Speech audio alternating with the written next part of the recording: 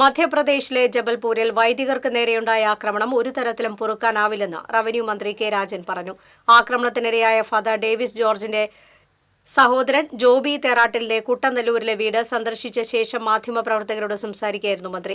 ഇത്തരം ആക്രമണങ്ങൾ രാജ്യത്ത് അരാജകത്വം സൃഷ്ടിക്കും. സർക്കാരിന്റെ എല്ലാ പിന്തുണയും കുടുംബത്തെ അറിയിച്ചിട്ടുണ്ടെന്നും മുഖ്യമന്ത്രി വിഷയത്തിൽ ഇടപെട്ടിട്ടുണ്ടെന്നും മന്ത്രി പറഞ്ഞു. ഫോൺ വീഡിയോ കോളിലൂടെ മന്ത്രി ഫാദർ ഡേവിസ് ജോർജുമായി സംസാരിച്ചു. കണ്ടാലറിയാവുന്ന അക്രമികൾക്കെതിരെ കേസെടുത്തതായാണ് വിവരം. നീതിപൂർണമായ നടപടി അധികൃതരുടെ ഭാഗത്തുനിന്ന് ഉണ്ടാകുമെന്നാണ് പ്രതീക്ഷിക്കുന്നതെന്ന് അച്ഛന്റെ സഹോദരൻ ജോബി തേറാട്ടിൽ പറഞ്ഞു. MLA P Balachandran, councillor Shyamala Venugopal എന്നിവർ മന്ത്രിയോടൊപ്പം ഉണ്ടായിരുന്നു.